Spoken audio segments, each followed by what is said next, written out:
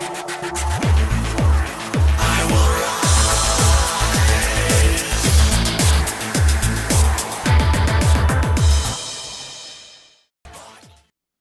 it's Larry Sharpe here at the Sharpe Way. I'm so happy you've joined me this Monday afternoon or evening, depending upon where you are. If you want to join the program, please give us a call, 573-427-5463. If you want to follow us, please follow us on the Sharpe Way, Facebook, YouTube, Instagram, and Twitter. And of course, if you want to support us, patreon.com/SharpeWay. Tonight, I am so happy that I have the one, the only, Howie Hawkins here. Howie Hawkins is an organizer, an activist, a former teamster, former U.S. Marine like myself, a former gubernatorial candidate for New York. Again, like myself, we share a couple things. And now the Green Party presidential candidate for 2020. Welcome, my friend. Welcome. It's good to be here. I'm so happy you're here. You were telling me before we started that you actually, it wasn't your idea to run for president. This seems kind of odd to me. Tell me what happened. Well, after that campaign, I took a job as a casual mail handler at the U.S. Post Office. Okay. And I was scheduled for 12-hour shifts every day but 3 for a couple months. Okay. So I go to work, go to the gym, go to sleep, back to work. Wow. And like campaigning. Kind of. Yes. But it was, it put the campaign, out of my mind. Yeah, sure. And, I'm a retired teamster. I got a pension, even though it got cut by 20% before I retired. That's a whole story. But I was looking forward to reading. I buy books faster than I can read them. Sure. I put one book together, and I have a couple more I want to do. Nice. And I want to travel. And I open my email when I get a little time in January, and this whole Draft Howie thing had organized. There we go. And these are people that I have a lot of respect for. The late Bruce Dixon, who was the managing editor of Black Agenda Report. Matt Gonzalez, who is a public defender. For a minute, he was the public defender, the top person in San Francisco, the almost mayor of San Francisco, lost to Gavin Newsom very closely back in 2003. Just to name two of a lot of people that it's hard to say no to. And I don't have the excuse, because I'd been asked before to think about it, that I had to punch a time clock every night. Right. So, well, good for you. I'm so glad they convinced me, and I'm doing it. There's some things, many things that you and I share, right? We're both anti-war vets, both joined the Marine Corps and both anti-war. You've got about 15 years of me. You're a Vietnam era vet, right? Yeah. Most of my leadership when I was in the Marine Corps, I was in the Marine Corps in the 80s. Most of them were Vietnam vets, but we're anti-war, and I find that particularly in the Libertarian movement, a lot of veterans that come in heavily anti-war. Do you find that in the Green Party or no? Yes. Same idea. A lot of veterans. Yeah. Particularly Vietnam era, because a lot of us were drafted or draft motivated. In my case, the draft number came up, and I chose to enlist in the Marine Corps. We had a GI movement against the war back then. Going to Quantico, being against the war, people thought I was crazy. But I got there, and who was most opposed? It was the Vietnam veterans. Yeah. Drill instructors, officers. It was kind of the young guys coming out of college that wanted to be the next Rambo. I guess back then it was John Wayne. Rambo hadn't been invented yet. Right. But it's hard to find an anti-war candidate now.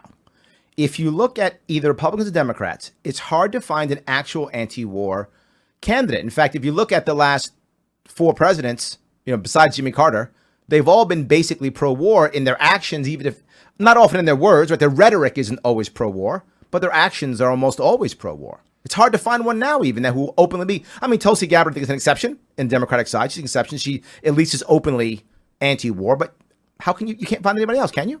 Well, I wouldn't even give it to Tulsi Gabbard. She's against regime change wars, but she's not against the war on terror. Good point. I wouldn't give it to Jimmy Carter. I read Leatherneck when we thought Nixon won in a landslide and they were going to send us back to Vietnam. And then in Leatherneck, there was an article about how the Persian Gulf is the Archimedes point, the lever of world geopolitics. And I'm thinking, man. And then Carter enunciates the Carter Doctrine. Basically, we'll fight for the oil. And I thought, wow, that's where I'm in. For those of you who don't know, Leatherneck is a Marine Corps magazine. Right. Yes. Right. It's a Marine Corps magazine, yes. And so, the Gulf War in 80 or 81 was the first, real big deployment there. 91, right. Yeah. Right. So Yeah, I But read it first in the Leatherneck. But I see, though, something else. Though. When we were on the campaign in New York State, you were quiet on the Second Amendment. You weren't as anti-Second Amendment as I think most people assumes the Green Party is. There's an assumption that if you're anywhere left, that you're automatically anti-Second Amendment. I didn't feel that from you. Well, the socialist tradition has a tradition that the people armed against the state is what you need to secure a revolution. If you study revolutionary history and, radical transformation, you're not going to win unless the armed forces come over to the side of the revolution. Sure. So, and I learned this, during the GI movement. We had the GI coffee houses during Vietnam, and the peace movement was fraternizing with the soldiers, not saying they're all bad people. Right. And it was very effective because I think the Vietnam War ended for 3 reasons. The Vietnamese resisted, the peace movement put pressure on the government. Sure. And the army basically stopped fighting after Tet. Right. They said, this is not our war. Absolutely. Draftees. So absolutely. Now the Second Amendment, my position is people should have a right to their pistols, shotguns, and rifles. But the public should also have a right for a reasonable regulation of how those firearms are distributed. And of course, the devil's in the details. Yep, we always might differ on particular details, but I think that basic principle, it wasn't the top issue on my list, right? But I was prepared to answer it. Yeah. And, I was amazed how Republicans in the state didn't seem to care about it at all. Were actually, if anything, they were anti-Second Amendment. I was surprised by how much. I mean, I expect Democrats to do that. But let me go to a different piece here. There's a movement, particularly in New York, but across the country. And the left, in a way, is almost internally almost in like a civil war. But you see things differently. You see the difference between the DSA, the Democratic Socialists of America, the Green Party, the Democrats, and the Libertarian Socialists. Why did you pick Green? Why didn't you become Bernie? Why didn't you just copy Bernie, run as a Democrat, right? Be the independent, but run as an independent, but run in a Democratic primary. Why'd you pick this of the 4 options? Well, I kind of came to this conclusion when I was 12 years old, that we need another party. I'm coming up in California. Ronald Reagan is leading a Republican effort to repeal a fair housing law that had just passed. And this is when Goldwater's whipping up a white backlash. The Dixiecrats are whipping up a white backlash, which eventually became Wallace. And so I said, well, what are the Democrats going to do? And they had the choice between the Mississippi Freedom Democrats, an integrated multiracial slate for civil rights, or the old Dixiecrats, the segregationists. And they sat the segregationists. So I'm 12 years old saying, where's my party? And But you grew up in California, right? Yeah. Yeah, okay. So we had civil rights going on, free speech movement and all that. Then the war exploded. So we had the Peace and Freedom Party. And ever since then, I've always felt that if there's a left that believes in a democratic alternative to capitalism, economic democracy, socialism, is for peace, is really for civil rights, it should have its own party with its own voice, its own identity. Everybody goes into the Democratic Party. We like to call it the graveyard of progressive social movements. Going back to William Jennings Bryan, when the populists cross-endorsed him, it killed the populists. And we can go through movement after movement where that's happened. I think the big mistake for the left in this country is it doesn't have its own voice. It gets lost in the Democratic Party. But I think the average American sees the Democratic Party as the voice of the left, right? Doesn't when you're looking at the average person out there, right, who says I'm left or I'm right, if they're right, they assume that the Republican Party supports them. If they're left, they assume Democratic Party supports them. And any third party guys like me or you, we're just fringe guys who don't know what we're talking about. We're never going to win. Why bother? So I think that while you may be right, my concern is people aren't seeing that, and they're keeping the hatred. It's easier to hate than it is to think, if that makes any sense. It's easier to just go, the other guys are bad. Yeah, you demonize, and then there's some bad people, and they're the problem. Right. Or you can think about how the system works and how the system's got to change. I'm against capitalism. I'm not so worried about the capitalists. You can always, you pull one out, they'll plug in another one. It's a system. It's like a skunk stinks, capitalists exploit. So you got to deal with a system. You got to think it through. And a lot of people going to the Democratic Party, if they're progressive on the left, the real left, they say, well, we got Bernie Sanders. We got Alexandria Ocasio-Cortez. Sure. I hear it all the time. Yeah. Well, look at what results they get. The Green New Deal, something the Greens, our signature program for the last 10 years. The Sunrise Movement and AOC sat in at Pelosi's office, got the national spotlight, exploded. It's been defeated in the Democratic Party. There's a lot of talk about it, but Pelosi won't let them vote on the non-binding resolution, which is they took the brand but watered it out a lot of the content. And then on the Senate side, McConnell said, okay, you can go ahead and vote. And all the Democrats voted present, and 4 of them voted against it. So the Democratic Party's already defeated the Green New Deal. Okay. But a lot of people, that's thinking. That's like looking at what actually happened. All right. I want to get back to socialism, capitalism, Green New Deal, but we got a call. That is right. We have a call. We'll put them through right now. Go ahead, please. How are you? Hi, I'm good, Larry. How are you? What's going Howie, on? how are you? I'm good, thanks. What's your comment or question? Hi. I was just going to ask Howie. I'm personally a libertarian, so I was wondering how he would justify, since I believe based on his website he supports free public college for all, how he would justify technically through, if someone were not to want to pay taxes for that, being able to throw people in jail for not being willing to pay for other people's college. I wonder what his justification would be for that. Okay, thank you. So he's asking, saying, look, if we're going to give people free college, right? Well, maybe I'm not going to college. Maybe I don't have kids. Maybe I don't want to pay for someone's college. I don't want to pay taxes for that. How do you justify literally the IRS putting me in jail if I don't want to pay for that? Well, it's the same reason we pay for other public schools, other public education. It should be a public service, not something you can only get if you can afford to buy it. So some things are in the public realm, and taxes are what we pay for. I think somebody quoted, it's the price we pay for civilization. So yeah, but what now? This is my issue with that, right? My concern with this piece is, I get it, and particularly in New York State. New York State, by our Constitution, we have to pay for grades 1 through 12, right? That's in our Constitution. I get that. Why shouldn't we, if we're already in a position of paying taxes for grades 1 through 12, and that's already established, why wouldn't we want to make it to where 1 through 12 is simply better so that we don't have to go to college, right? College is supposed to be an extra thing that people get to do something special, to do something interesting, to go off and do something that requires much more academic study. You shouldn't have to go to college to be something that you could learn on the job. You shouldn't have to, right? You can, of course, but it should be a bonus or something extra. Instead of us fixing our culture and our system so that when you're 18, which we say you're an adult, you can actually go off and be an adult, we now have created a system to where you have to go to college, basically. And if you don't have to, our culture has said we have to, so our kids are pressured, which now we've just added an extra burden on people. I would rather college not be free, be special, be more valuable. Because what I've seen in free college, when you go to the free colleges, 2 things happen.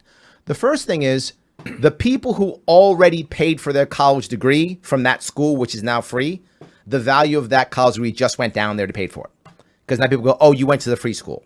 Happening already in New York State. Second piece, you have people who are choosing to go to college because it's free.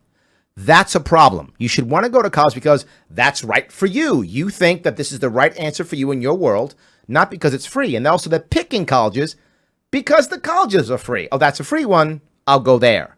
But they should be going to colleges that are going to help them move their life or career forward. And I see a degradation of all college once it becomes free. Am I wrong here? Well, college is what you get out of it.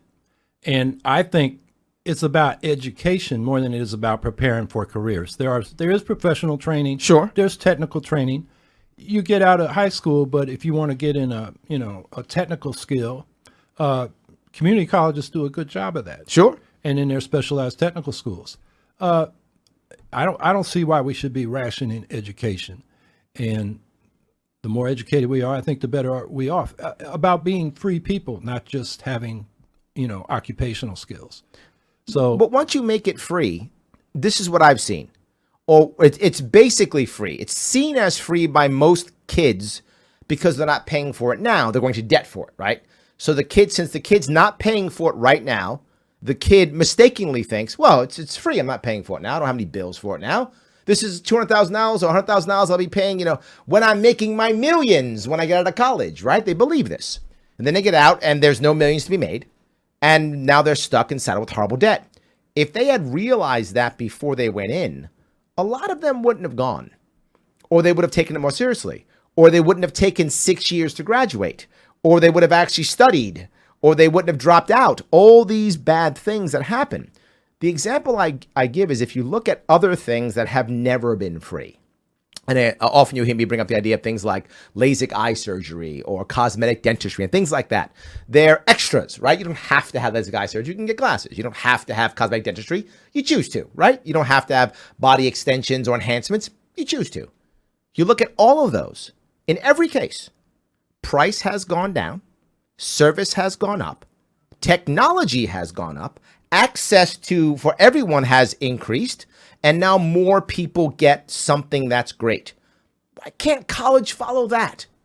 Why can't college follow that model? If we actually didn't have to have the government given, I mean, you know this, I'm sure. The government decided to pay for college because the government wanted the United States to beat the Russians, right? So it was like, we need to fight. It was basically for war, right? We wanted to have a bunch of scientists so that we could beat the Russians. I think we had a lot of soldiers coming back from World War II. Sure. And the elite said, these guys know how to fight, and if we don't provide some good stuff for them, they're going to be really mad. That's also true. We don't want to go back into a depression because last time, they almost changed the system. So I think that's why we had the GI Bill and a whole lot of other things for the GIs coming back, the Federal Home Administration and so forth. And then, I'm a Sputnik kid. Yep. Sputnik went up, and suddenly the old math books are out, and we had these yellow covers, paperbacks. Absolutely, yep. And we were learning the so-called new math. Yes, which absolutely. All I could figure out is instead of numbers, they had a couple X's and Y's in there. I don't know. I loved math, and it was fun. But do we have another call? We have another call. Oh, I'm sorry. Can I cut you off? I was Sure. Yeah, go ahead. Another call, please. Go ahead. How are you, sir or ma'am? How you doing, Larry? Kevin, calling from Long Island here. What's going on, Kevin? How are you? Semper Fi. Semper Fi. Good. So you guys are talking about the free, the students going to college for free. My question to Mr. Hawkins is we currently have $1.5 trillion in student loan debt for the students that have already graduated. If you make college free, first question would be, how do you take care of that $1.5 trillion in student debt? And the second question would be, once you make college free, doesn't it water it down and make it more about quantity rather than quality education? It's a good question. So what do we do about that debt, right? He's a good point. I mean, college debt's crushing a lot of kids, right? It's to a point, if I'm not mistaken, I think Goldman Sachs did a study probably 5 years ago, even more, where they said because of debt, unless you're going to a specialized college, right, for medical or law, something like that, that it actually doesn't make sense to go to college anymore. Because the amount of debt that you have to incur actually winds up hurting you because it's so expensive. The debt is such a burden that it actually, the opportunity costs and the actions you take because of your fear of debt actually means you're less happy and less successful. That was a Goldman Sachs study. What do you think? How do we handle that? Well, a lot of that debt is on the government books because it's going through government agencies. So you can wipe a lot of that debt out just by having the government take responsibility for it. I think what we should do is have a student loan fund for those that go to private institutions and borrow. And they should pay a proportion of their income for 20 years, and then you forget the rest. So if you graduate from Harvard, go to Goldman Sachs and make $1 million, you'll pay the whole thing off. If, say, you get a medical degree and you work on an Indian reservation for a low salary, you would pay a percentage of your income and then it'd be forgiven. So it's a percentage of income regardless of what kind of income you have. Proportional to your income. Got it. Mm-hmm. So England does that, I believe. So that would cover tuition, make it affordable for people to go to a private school. I think the public schools should be tuition free, like we had in New York from 1848 till 1975. CUNY and SUNY. Yeah. Yep. Well, CUNY, I'm not sure about SUNY, but SUNY wasn't? I thought SUNY was also. I know CUNY was. Well, I know CUNY. Yeah, they had the fiscal crisis, and so they started charging tuition. Right. For those who don't know, CUNY is the City University of New York. Sorry. Yep. Huge place, 125,000 students. Absolutely. I teach at Baruch. Okay. So yeah, I know. Yep. But okay, now if you, most people may not know this, but the largest lender in the United States is Department of Education. That's the largest lender when it comes to banking, bigger than all the banks because of so much student debt. There's so much of it. If you just take that student debt and erase it, there's several issues that I'm concerned about. Issue number one, what about the people who already paid it off? Are they just screwed? Oh, well, you should have waited and not paid. Do we give them a rebate? Do we not? What about people coming into the future? Some people, theirs is going to be free. They paid nothing. When some people paid half. What do we do with that? The second piece is it's just more debt. I mean, do we really want the government to take up even more debt? I mean, aren't we something like 20 some odd trillion dollars in debt already? Yeah. Yeah. And we're going deeper, faster. And so how do we make up that money, right? And a comedian said this once, and I wish I knew the comedian. If someone knows, please tell me the comedian, let me know. I don't remember who it was, but a comedian said something like, he was talking to his friend, and his friend said, we owe China like $1 trillion, oh my God, we're in trouble. And he said, no, we're not in trouble. China's in trouble because we're never paying that back. We just basically stole $1 trillion from them. We're not paying it back. And then another guy goes, but no, we're like $22 trillion in debt. And the guy says, no, we're never going to pay that back. Come on. We're like a guy who's already got 3 credit cards max and going for the 4th credit card. We're never going to pay that back ever. They're in trouble, not us. Is that true? I don't think so. If it is true, then the whole economy of the world is in big trouble. Absolutely. Because, assets will shrink. A lot of people will lose their financial wealth and be a lot of angry people in a lot of trouble. Absolutely. I think that debt can be rolled over and worked down. It should be. People say it's a debt from, our children are going to pay off. Yes. It's really a class transfer because who buys the bonds for government? It's the wealthy. So Sure. It's really a transfer from the working classes to the very rich. I think it's better to tax rich folks up front rather than borrow from them and pay interest. My worry about the tax the wealthy, right? And I hear this constantly, tax the wealthy. My concern is I deal with some wealthy. I do a lot of executive coaching and training in some large organizations. Some of the people I deal with are relatively wealthy. I don't think they're going to pay. And here's why I say this. If you all of a sudden have a tax system to where the wealthy now pay a bunch of money, one of 3 things happens. One, the wealthy stop it because they have control of our government. So they just stop it so it doesn't happen. That's option 1, right? They buy enough politicians or they buy enough whatever it takes to make sure that doesn't happen. Option 1. Option 2, it does happen, but it's written by corporate lobbyists. The laws are written by corporate lobbyists. So the corporate lobbyists put in the appropriate loopholes so that now the attorneys or the accountants can get around it and they don't actually pay, which is what happens now also. Or the third piece they just put their money someplace else. They suddenly go, I'm going to pay 80%, 70% of my salary. I now only make $100,000 a year and everything else is in bonus or something else which isn't salary and is not taxed at that rate. That's always my concern. I feel like the idea of tax the rich would make sense, at least. I mean, I'm not sure I agree with it, but I would get it. My worry is I don't think it's ever happened to where the rich have actually paid. I think the only way the rich actually pay is in revolution and you seize their stuff and take it. Well, we got a rich man's government. And so you're right. If they still have control of the government, you're going to talk about, a more progressive, say, income tax. Sure. And then when they get through with it, there are going to be so many loopholes, it won't be so effective. Although it's a matter of degree. Mm-hmm. Like when we had the high marginal rates from basically Roosevelt through, depends, they started cutting under Kennedy and then Johnson and Reagan made the big cuts. But during that time, the ratio of CEO salaries to the average worker in firms was 40 to 1. Mm-hmm. Coming out of World War II, it was 8 to 1. Sure.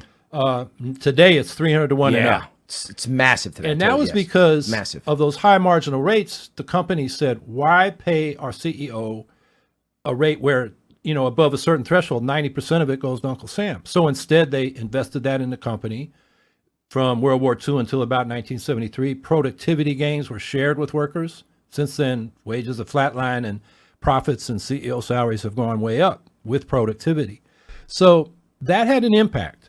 So it's a fight. Mm-hmm. And is that why you're running? Are you running? Do you see a path to victory? Do you see a path to impact? Do you see a consolation prize? What do you see? When I ran, and I think when you ran also, we both saw a consolation prize of No matter what, at least we'll get the 50,000 votes and our parties will retain ballot access, right? There was a consolation prize even if we didn't win. Do you see that now? That's one of our major goals. This country, compared to just about every electoral democracy in the world, it's harder to get on a ballot. You want to run for Congress in New York, it's 3,500 signatures in 6 weeks, which means 7,000. And if you're a Green, the Democrats are going to challenge you, even if their challenge is frivolous. In Illinois, it's like 17,000, 15 to 17,000, depending on how many people voted in that district. Georgia, same number. Alabama, around the same number. In England, you want to run for the House of Commons, 25 signatures. In Canada, you want to run for the House of Commons, some ridings are 2-member districts, so it's 100 signatures. If it's a 1-member district, it's 50 signatures. So that weeds out the really frivolous, but they let people run. In this country, like we just saw in Moscow, right? They challenged petitions. The ones that are running against Putin's party got knocked off the ballot. Sure. Well, the Americans have been doing that for a long time. Yes. So that is one thing. There are about 40 states where the Greens can get a ballot line for the next election cycle, depends on the state, how many signatures we got. Right. So we got a line, how many votes we got in the election, usually 1 to 5%, depending on the state, 20% in Alabama. That's really tough. And our goal is to be on the ballot so we can run a lot more candidates locally. We have about 150 people in office now. We should have thousands. There's 500,000 offices up in this country for election. Sure. And most of them are local. And we build from the bottom up. We elect local people and then state legislatures and Congress. And when we have a caucus in Congress, the Green candidate for president will get noticed and taken seriously. So that's a major goal right there. So there is a consolation prize for you. Yeah, it's a party building thing. And the other thing is, in the course of campaigning, we want to train people. Greens are good activists. We show up, we're at the demonstrations. Yes. But the kind of organizing a union organizer knows or a community organizer knows to reach beyond the usual suspects. How do you go into a community? You know, activists tend to go in with their leaflets. We got the answer. They're like missionaries. No, Absolutely. The way you organize is you go in and you listen. Sure. You say, what's going on? What are your problems? How can we help? Build relationships. And then after a while, you can talk about your issues. Right. We need to learn those kinds of things. I saw that when I was actually running, when I was supporting Gary Johnson in 2016 when he was running for president. I showed up to many of his events in lieu of him when he couldn't make it in the Northeast. And every time there was a Green candidate, even if Jill Stein didn't show, one of her reps showed up, and one of Gary Johnson's, me, often showed up. Green Party activists were always there. Every single time. I would show up, it'd be me, 1 or 2 Libertarians, and it'd be the Greens, 25 Greens. Every single time. I saw them show up consistently. I definitely see that. I see that constantly. I'm going to the call if I could. Take on the call. Go ahead, guys. Caller, how are you? Sorry, Larry, we lost that call. We lost him? All right. Yeah. Call back, please. Call back, please. So, yeah, so you're saying that you want the Green Party to grow. We're thinking the same thing on our side. We're thinking the same things. One of the reasons why I ran. My concern, or maybe not my concern, is in New York State, you know, we have fusion. For those of you who don't know, in New York State, we have fusion, which means we can run multiple people on multiple lines. One person on multiple lines. You can run in this line, and that line can be in the ballot 3 or 4 times. This may be going away soon. This may be going away. If it does go away, there's only going to be 4 parties in New York State. It's going to be Democrats, Republicans, Greens, Libertarians. That's it. All the rest are going away. They're all puppet parties. If we start adding the 3rd and 4th parties, this is going to shake up everything in America. I mean, it's going to shake up a lot. I've said more than once, I think this is the only answer to actual success. Now, obviously, I'm biased, and I want the Libertarian Party to be the 3rd party, obviously. But I think we have to have a 3rd party. With the 2 parties, all that ever happens is I'm more evil than her, she's more evil than him, blah, blah, blah, blah. When you have a 3rd party, it makes the other parties honest. It makes them, not honest, that's the wrong answer. It makes them closer to what they're supposed to be about. To your point, Democrats are supposed to be about civil liberties. They aren't. Republicans are supposed to be about less taxes and smaller government. They aren't either. But when you have 3rd parties to push them, I think you do get them to becoming closer to what they're supposed to become. We don't spoil elections, we improve them. Thank you. Oh, I love that. I'm so stealing it, Howie. I am so stealing that. Yes. Yeah, because we bring up the issues they won't. Mm-hmm. I mean, they think we split the vote and spoil elections. I'll tell you, my congressional district in Syracuse, New York, is now the 24th CD. Mm-hmm. The only time a Democrat has won is when a Green was running. Because the Democrat tends to move to the right and try to be Republican light and get all the people in the middle. and they sound mealy-mouthed and they avoid issues. Right. The Green runs, we got a program, we got issues, they got to deal with it. And then they move our way. They sound better to the progressive voters. So in one case, the Democrat did that mealy-mouthed strategy and lost to a real hardcore Tea Party candidate. We ran the next time, a woman, the Tea Party candidate was a woman. Oh, the National Organization for Women wanted to string our candidate up. You know, they were really nasty toward her because they're going to spoil the vote. As it turned out, the Democrat won by like 10 points. The Green got 8%. We just shifted the whole thing our way. Right. And I'm sure there are comparable examples where the Libertarians in there. And we also help each other. The Greens are on the ballot in Texas because the Libertarians had a line. We lost ours. And the Republicans said, oh, we better make it so the Greens are on so they'll take some votes from the Democrats. Right, yes. So they did our work for us. Right. Not that they agree with us on anything, but that dynamic was there. Well, I think Libertarians and Greens do agree on things in two separate ways. On most social issues, we're pretty much, at least we want the same outcomes. For sure, we're looking for the same outcomes. That's for sure. I think there's some agreement there. Yeah. So I think there is some there. And there's another larger issue, which is we both agree the two old parties aren't working. Well, that we're on total board with that. The two old parties aren't working. That we're on board. You know, when I first was coming up, I grew up in the South Bronx, and my parents were Democrats, and I was a Democrat because my parents were Democrats. Not that I was part of a party. I wasn't. I was a kid, but I just thought, okay, I guess we're Democrats because my parents were. But when I joined the Marine Corps, there was a backlash. We were going back towards the warmongering part of the Marine Corps, right? We didn't have a peace movement when I was in. It was more like the Russians are evil. We got to bomb the Russians. We were that thing. Ronald Reagan was my first commander-in-chief. I became far more conservative because my peer group was far more conservative. So I kind of think I came more conservative. But then I started hating both parties. I didn't think either of them did anything. I didn't join the party at all. So I actually joined the Perot world because I just wanted it to not be them, right? I was a Perot guy. I couldn't have told you what Perot's policies were. I couldn't have told you what he was thinking. I just thought he's not them, so that's my guy. Then I became a Nader guy, Green Party. And it wasn't because I actually knew Nader's policies either. I knew he was a good consumer guy. That I knew because of his professional life. That I knew. But I didn't know his policies at all. But I was following him because he wasn't them. And I think now, I mean, Gary Johnson brought me to the Libertarian Party because he's an entrepreneur as I am. We connect totally, and I'm a Libertarian. And it's the first time I've actually joined a party. I've never been anything else. I've just kind of leaned either way. But I always found myself leaning towards not those two. And I think we do agree on this. I think that's a thing where we can swap, if that makes any sense. Well, there are other issues. The anti-war position. Sure, absolutely. Civil liberties. Yes. The surveillance state. Reforming the drug laws. Yes. So, yeah, we are allies on a lot of issues. I think it's on the economic questions. Sure. But I was tickled to find out when we went to that debate in Albany and some people in your party coming up to me, hey, I'm a libertarian socialist. We got a libertarian socialist caucus.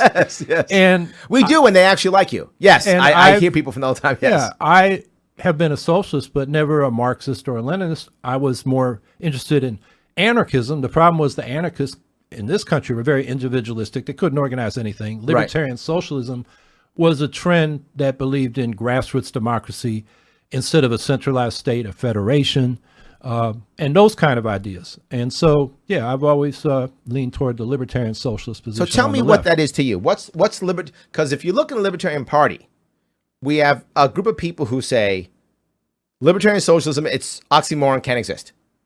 And we have people who go, look, anybody. And I'm on this side. I'm like, bring them all in. I want them all. I want as many people as I can possibly get. I'm in. But we do have a wing that's like they cannot coexist. Tell me what that is for you.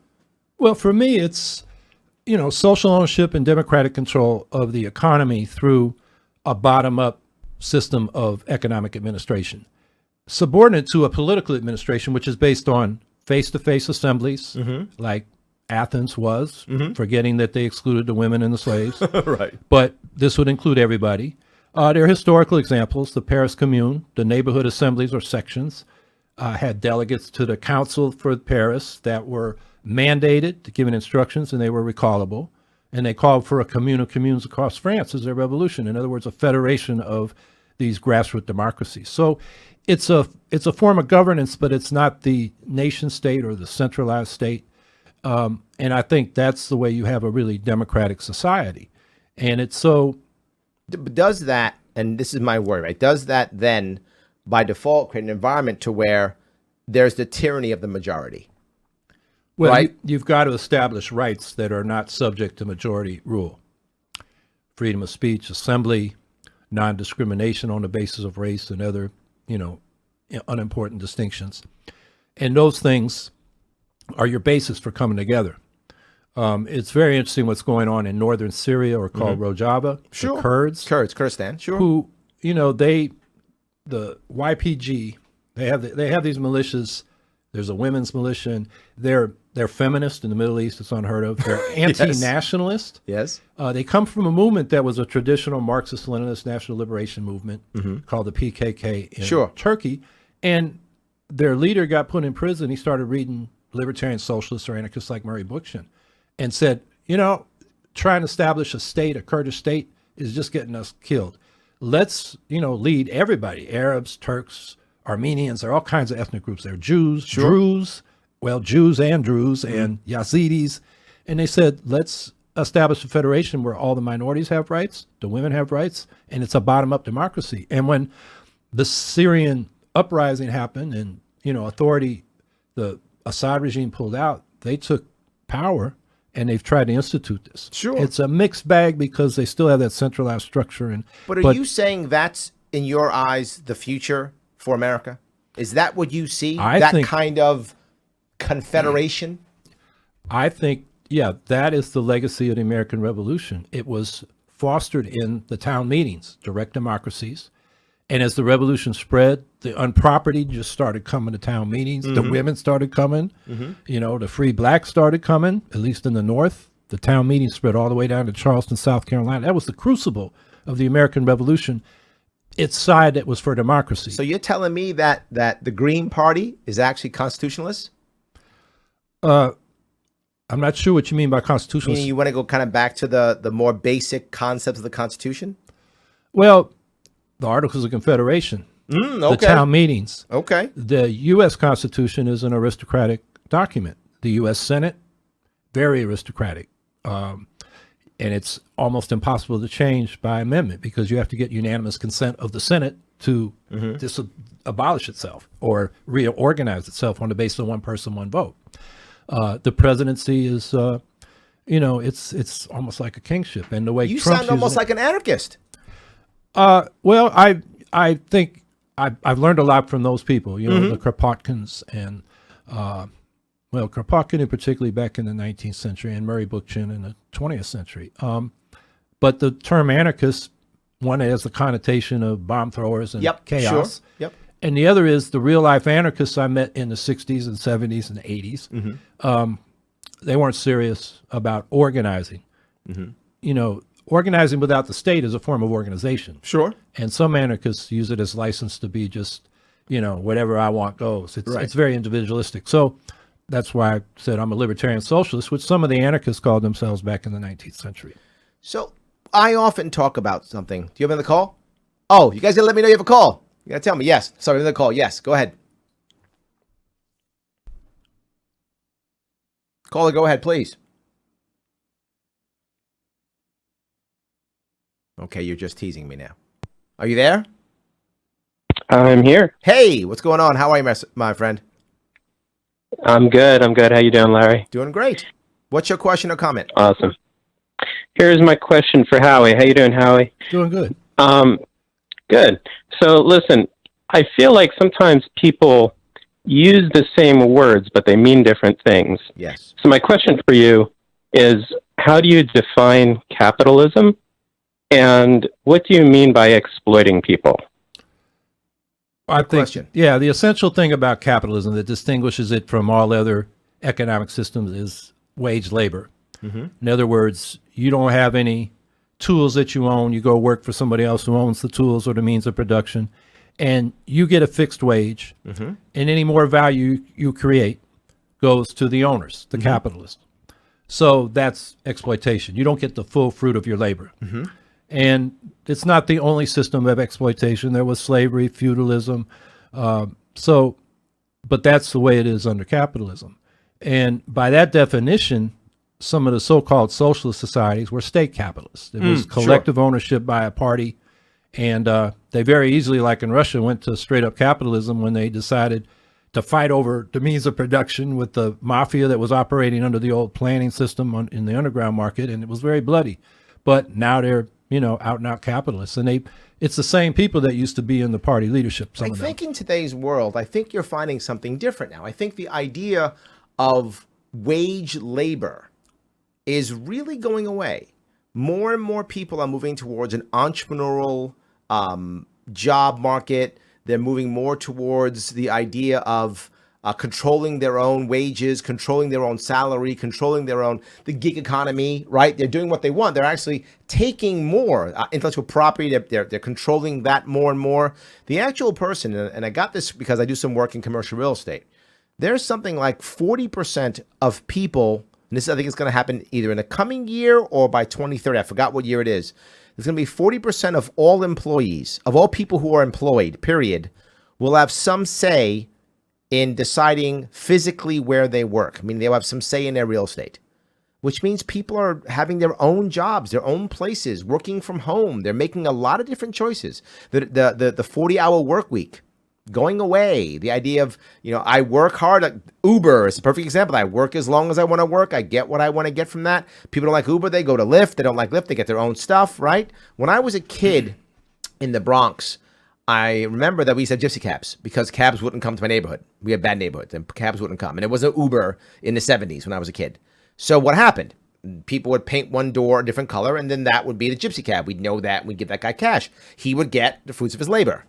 I think we're coming back towards it. I think the idea of, I teach post-industrial leadership in many companies here in New York City. And one of the things I talk about is the idea that in post-industrial leadership, your arms and legs are nowhere near as important. I'm really trying to hire you more from the neck up than the neck down than I've ever done in the past. And once you start hiring people from the neck up, I think they start gaining more of the fruits of their labor in intellectual property, in intellectual growth, in skill set. And then they're able to put themselves someplace, open up their own companies. Well, that human capital is in between their two ears. So Sure. that is a sense of ownership of what's valued in the market. And the degree to which that's happening, I've been reading about it, and it's under dispute by the people studying it, how far it's going to go. But the reality is a lot of the service economy, and still there's a lot of physical labor out there. There is. And, those people are definitely, traditional wage laborers. Going back to the definition of capitalism, it's not markets. Markets were here before capitalism. Sure. Under socialism, there'll be markets. The question is, do people get the full fruit of their labor, whether it's in a co-op, a worker co-op where you get your share of the net income, a consumer co-op where you basically pay the real cost, there's no profit going to anybody, or it's a public enterprise where, you're working for the public at a salary that is commensurate with the value you create. Well, what about the idea? My concern is, as an entrepreneur, obviously I have this concern, right? If you're going to say my worker has to be able to get all the fruits of their labor, does that mean my worker now also accepts all responsibility for failure? Does my worker also have to deal with the liabilities? If I get sued, does my worker have to pay a part of that? If we have errors, does my problem with what I see, what people want, is I want all the money and the fruits of my labor, but I don't want, when the company fails, you still got to pay me. Well, right? Yeah. That's my problem. Yeah. Well, if it's a worker co-op, you have collectively all the rights and liabilities that the owner of a business would have. So if you fail, you fail. Right. And, you fail together. And, like any business, you can fail. Sure. So, I would like a society where if you fail, there's a safety net that's, decent. So then people are willing to go out and try things because, a lot of people now have business ideas, but they stick with the job they got because they got health insurance that way. Health insurance is a big deal. I mean, we got to cover that for sure. Yeah. I worked with a lot of people at UPS, hated, it's hard labor, loading, I got a buddy of mine. Trucks. Yep. Yeah. But the healthcare was good. Yep. So, and it was part-time. They prefer full-time, more income, but, and then some of them just, really worked hard. They'd work nights, and then they'd have a day job, Sure. and they'd take 2 naps, and by Friday they were zombies. Yeah. And Let me go to the call. Yeah. Go ahead, please. Are you there? Yes. Hey, how are you? Good. What's your question or comment, my friend? I wanted to, first of all, I wanted to say hello from Sarcasm and Liberty from Twitter. Hey, how you doing? Good.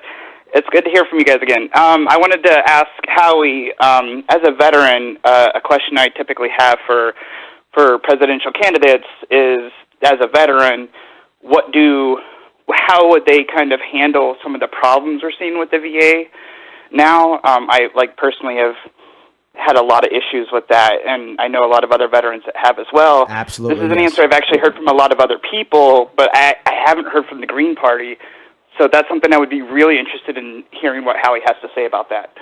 Thank you, my friend. Okay, well, Howie, go ahead. Help us out with the VA. Yeah.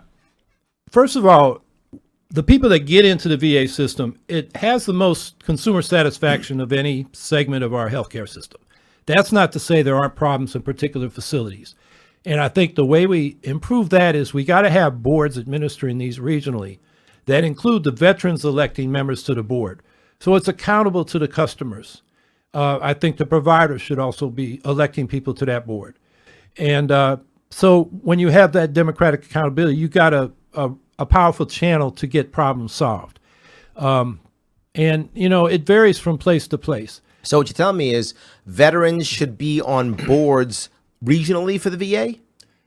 Yeah, there should be locally elected boards, so the local VA facilities are accountable to their customers, and they have a say in administration and a way to resolve problems without. I had a friend. He was actually a Green candidate, and he's a Vietnam vet, had post-traumatic distress syndrome, but Sure. we didn't even know it back then. Sure. And some security guy got fresh with him. He got fresh with that guy and ended up getting arrested for assault. And Making things worse. Yeah, and he was frustrated by some stuff. He had diabetes. He eventually died of that. And he had these, emotional issues. Other than that, he was a black guy who had been through a lot. He was one of the first black firefighters in Syracuse when the racism was pretty rough. Sure. And then he was in the post office, same deal. So he'd been through a lot of stress.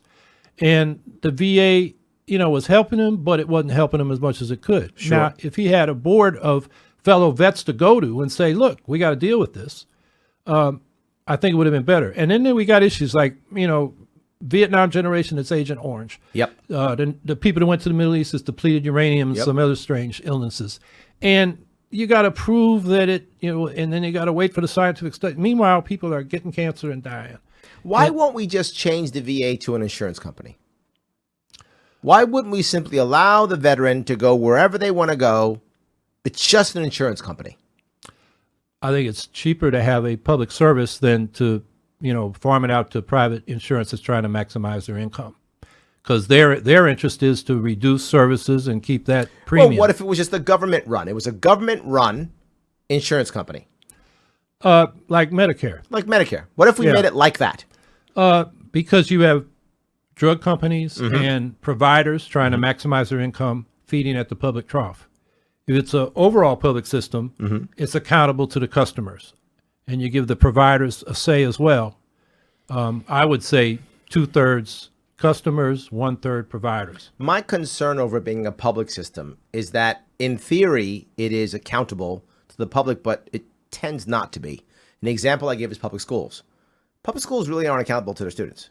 They haven't been servicing us well for decades, and they still don't.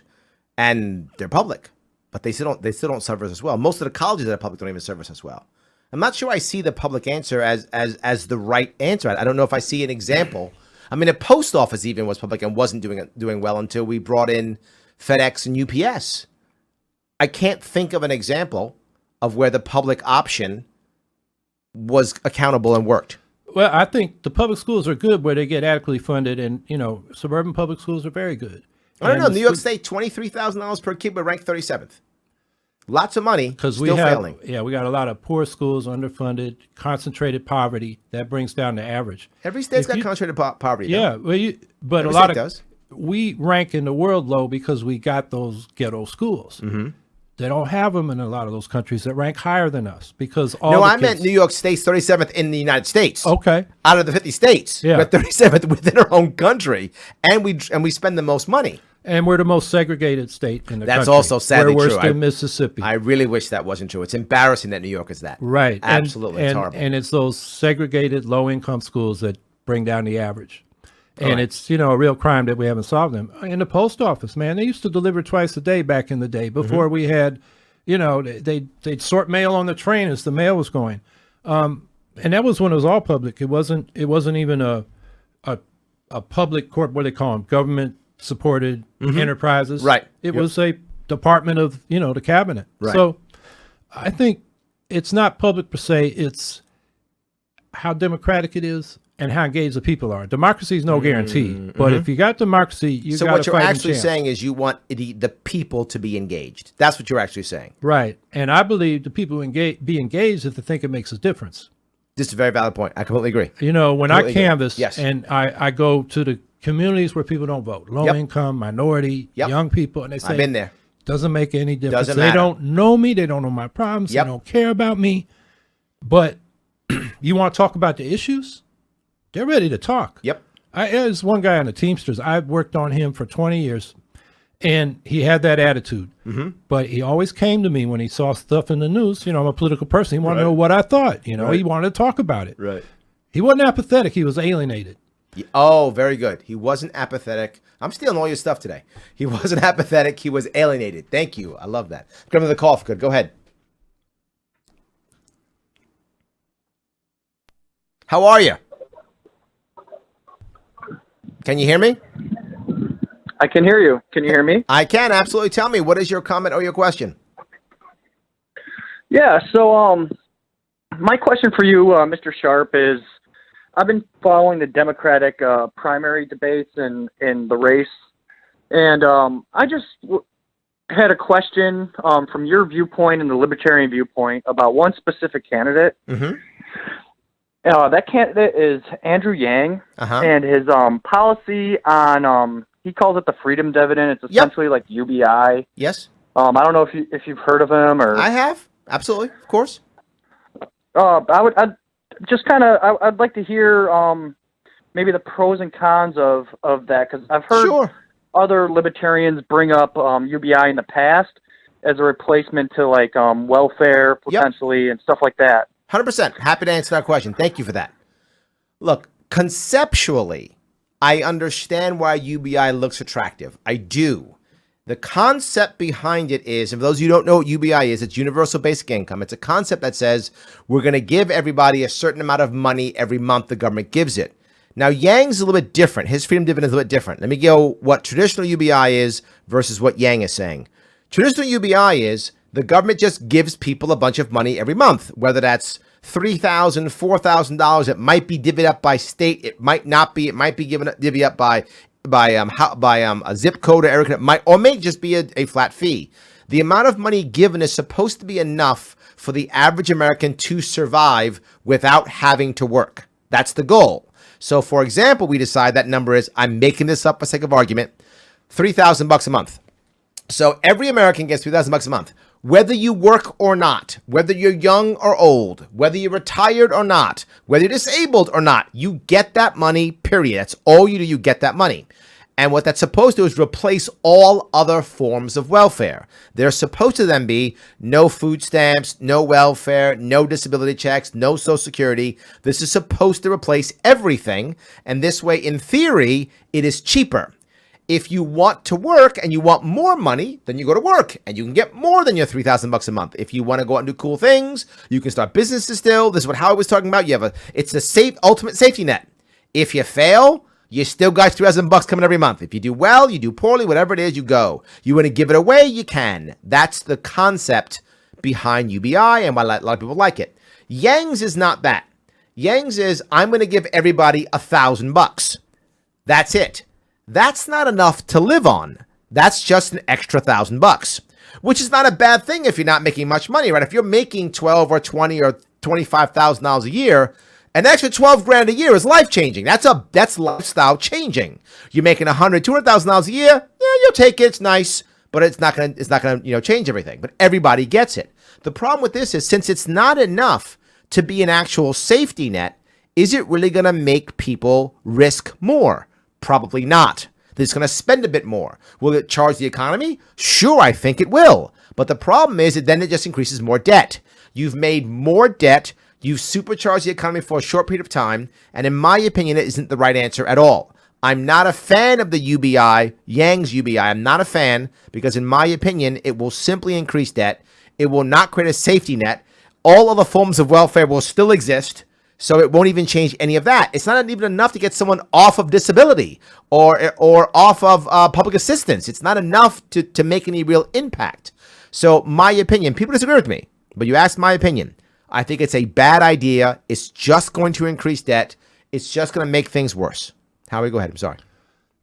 Yeah, I believe that we should guarantee a minimum income above poverty. But I think the best way to do that is not a universal basic income, even if you tax it for those that don't really need it, like we do with Social Security. You get above a certain threshold, you got to pay taxes on that. I like the negative income tax. So if you're below the poverty threshold, you submit your tax return, and then you get a check every month to bring you up to the poverty level. And, you adjust that as you go along. I think that's more direct. It's simpler. There's less, a UBI, you got to raise a lot of money, give it out, even if you tax some of it back. It's a lot more administration. But I think the principle should be a guaranteed minimum income above poverty. This is something that, you were talking about the gig economy, automation. That we had the triple revolution in the 60s. Human rights decolonization was one, atomic weapons was another, and the other was automation, which in this country, black folks that come up from the South, they got into the factories just as the factories were moving to the suburbs. Right. So they worked for a little bit, and they went from multi-story factories to big flat factories, and then there was segregation. It was hard to get there. They couldn't live in the neighborhood, and unemployment started increasing in the inner city. So the guaranteed minimum income was a way of dealing with that. It was part of the March on Washington in 1963 for jobs and freedom. The freedom budget that came out of that in 1966, and then King's Poor People's Campaign. That was one of the demands. Yeah, but I have an issue with this, right? The reason why I don't like the UBI concept in general is something else behind this. And that is, well, to be clear, I think you brought up a very valid point. The one thing about Yang I like tremendously, I like a lot, the other things about Yang is he talks about real issues. That's I love Yang for that. Yang is talking about real stuff. He's not just going, I love you and I'm not Trump. He's not doing that. He's actually talking about, so he's correct. And you're right, Howie. Automation is a big issue. These are all issues we have to deal with. I agree. The reason why I don't like the UBI is, of course, for that, but I don't like universal basic income, even if it's the $4,000 or $3,000, because it winds up creating a situation to where socially you find people who are accustomed to just getting a check. Now, I saw this in my own neighborhood, right? I look at the numbers from the black population in America going up from, give or take, the 1920s, all at the height of racism, probably 1910, 1920, probably the height of racism in America, till around the 1960s. Every indicator, the black family is going up. Every way you want to measure that, income, childbirth, health, all going up. Then all of a sudden, at the 70s come. Boop, boop. What happened? When all those things happened, there was a backlash. The backlash is what I couldn't stand. The backlash to all the civil rights movement was the war on drugs. And the war on drugs crushed everything that civil rights could have ever done to support anybody. I think civil rights failed because the war on drugs crushed it. And my worry is if we create something like a UBI, the same thing will happen. We will have a situation to where right now I look at my own communities, or my former communities. I don't live in the same communities I used to live in when I was a kid, but in my former communities that I lived in, the people who I still know and care about, they're an environment where no one owns anything. Everyone's concerned only about the monthly note. That's it. And that was hardcore in the black community from probably the 60s to around the 90s. It was hardcore. Even now, white communities have the same problem where they don't own anything. Everything's monthly. I used to sell cars, right? I used to sell Hondas. And when I go sell cars, you'd see if someone came from a wealthier socioeconomic background, they would always ask questions like, what's the interest rate? How much does it cost? How long is the lease for? Are we buying or releasing? That all mattered. If they came from a lower socioeconomic strata, they always say the same thing. What's the monthly note? What can I pay monthly? That's all they cared about. My worry about UBI in any form is it becomes monthly note. And I saw that when my friends and my family members went on public assistance. Their mindset changed from ownership to monthly note.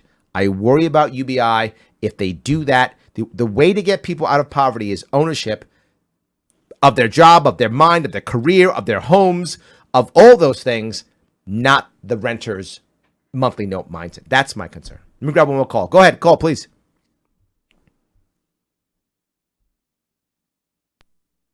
Sir, how are you? Ma'am, how are you?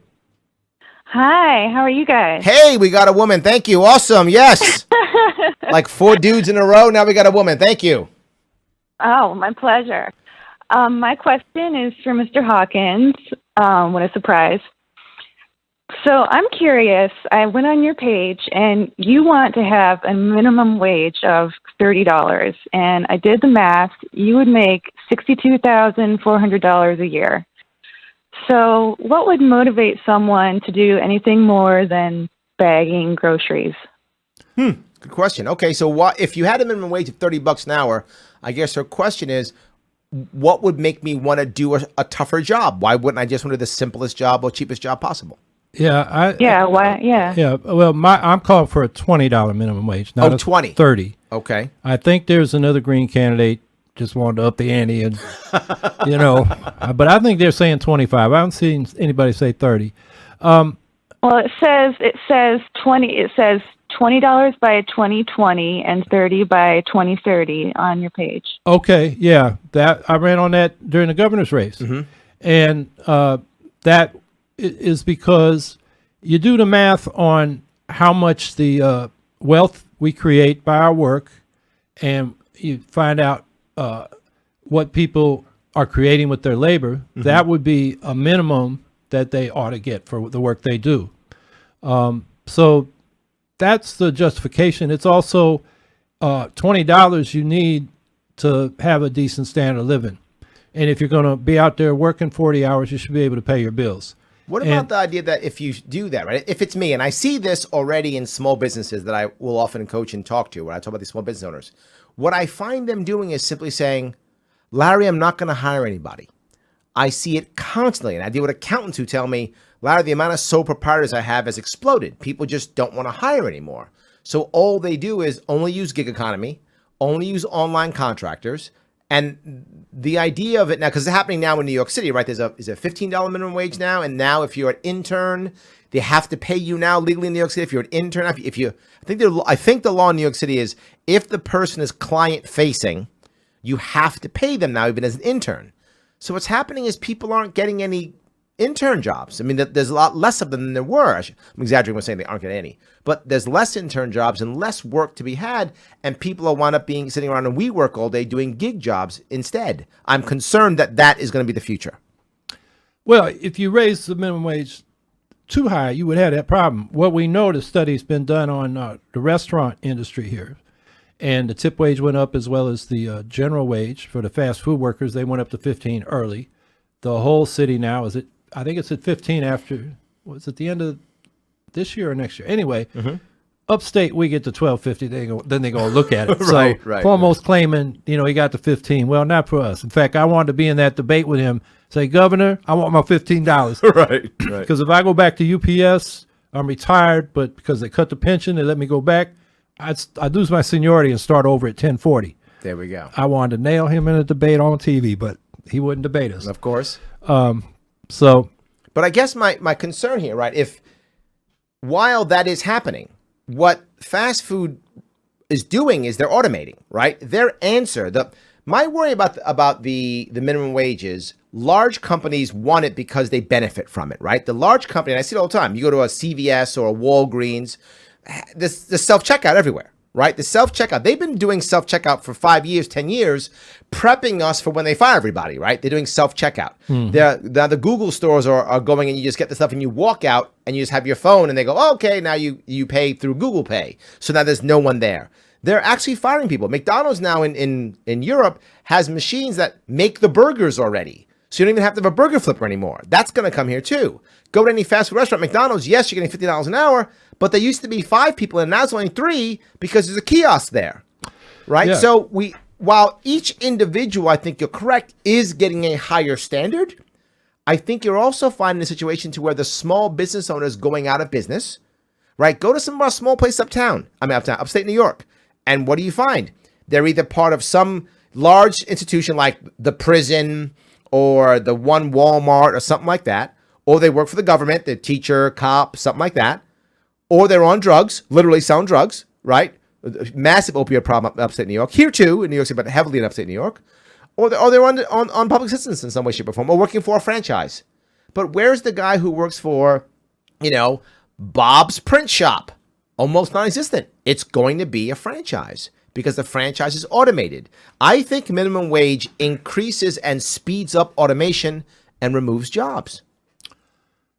I think you're wrong on the print shops because it's easy to compete with FedEx and the UPS store. And, those guys are around. And we know them in our neighborhoods because we can't afford FedEx and UPS store. Okay, good. All right. So there's still opportunities there. But, that's the economy we've got. When you describe the minimum wage goes up, companies will automate because it ends up being cheaper. Yep. But for society as a whole, that's more productivity. The question is, those productivity gains, how do we get them distributed to the people that are working? It's a fewer number of people. We got to find a way to reduce working hours for everybody and keep everybody's income up.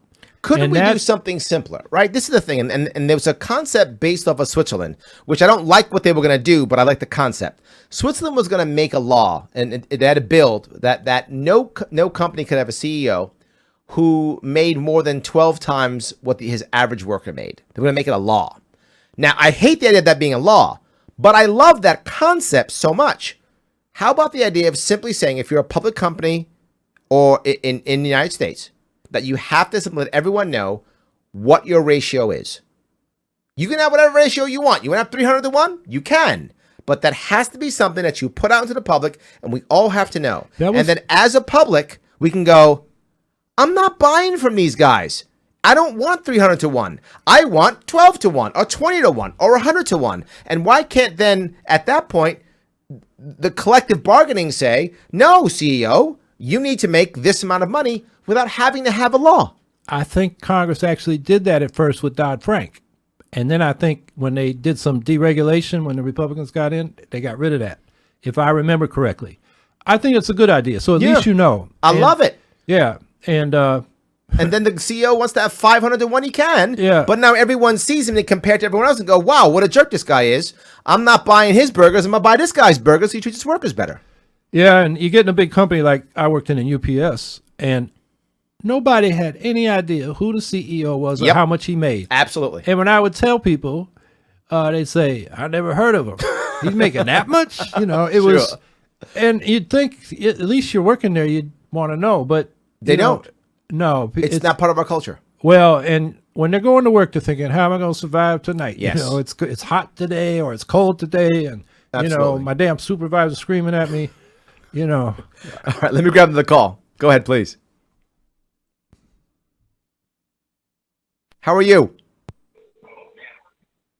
Can you hear me? Yeah, I can hear you. How are you, sir?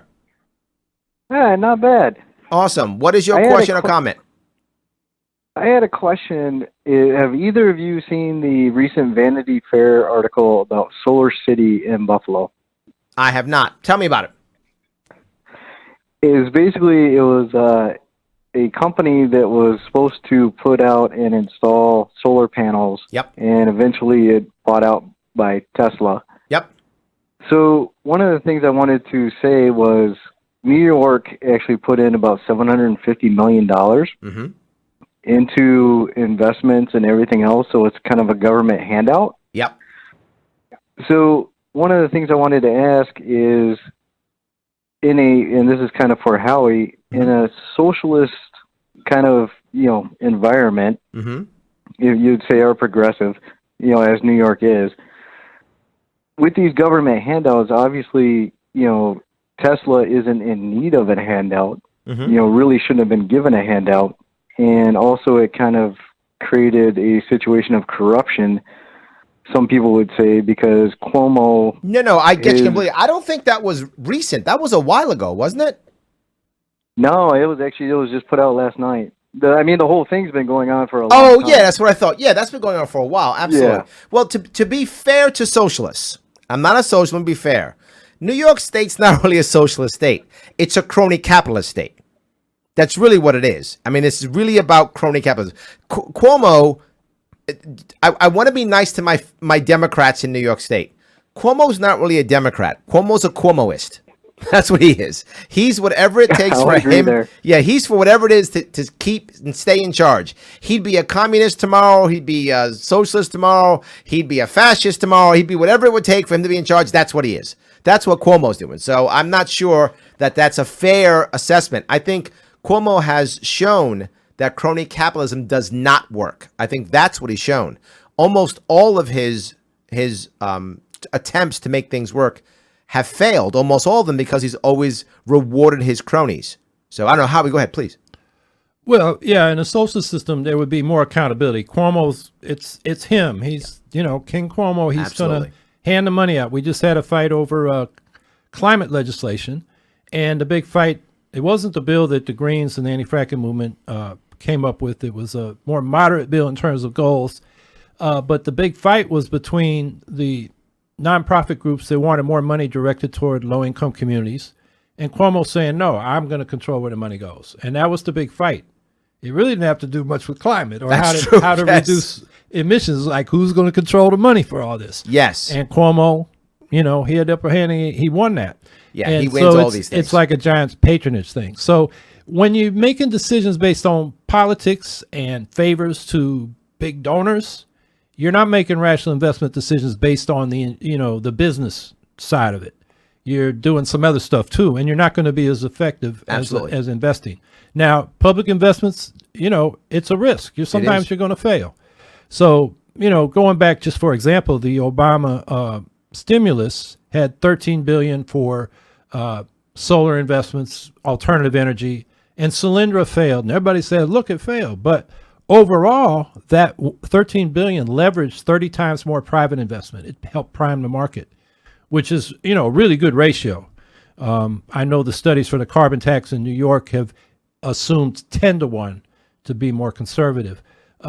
So that's a case where Solyndra didn't work, but overall the program did prime that market quite a bit. Well, if I could, I want to bring up healthcare. By the way, if you want to be on the program, please, 573-427-5463. If you want to support the program, patreon.com/Sharpeway. And of course, follow us on Twitter, Instagram, and YouTube on Sharpeway. So I want to go to healthcare. This is a big deal. It's a lot of people unhappy about their healthcare. A lot of people talking about it. Republicans have no plan.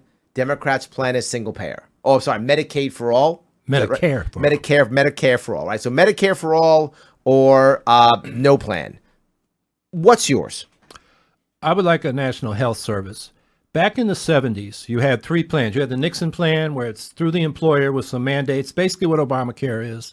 That's been sort of the Republican plan when they've had a plan. Mm-hmm.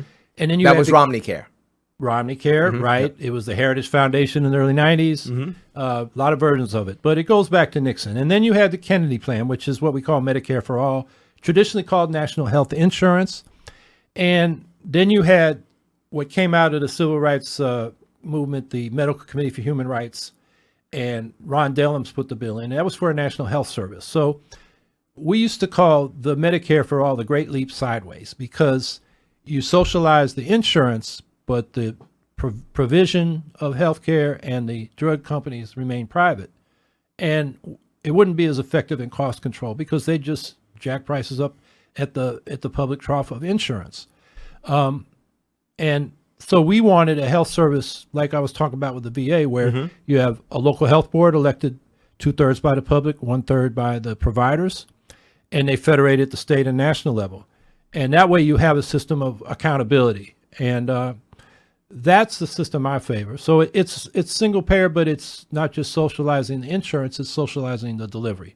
The UK has that. Costa Rica has that. Denmark has it. Cuba has it. It's been a very effective system in terms of delivering healthcare in a cost-effective way. Why wouldn't we follow the model that I brought up earlier, which was the model of, if you look at healthcare now, non-essential healthcare. Again, LASIK eye surgery, cosmetic dentistry, enhancements, whatever the case may be. Again, in every single case, more people get it, price goes down, service goes up. In fact, in almost every single industry I can think of, it may be what I'm missing, but every industry I can think of, over the course of the last 20, 30 years, prices have gone down, service has gone up, technology has gotten better in almost every industry I can possibly think of, except healthcare. Healthcare has been the only situation to where, while technology has gone up in many cases, many people haven't had access to that technology, except for the wealthy, or unless you go to some other country. Pricing has gone up, not down. And for most people, service has gotten worse, unless you're wealthy, obviously. The wealthy always get whatever they want. I get that.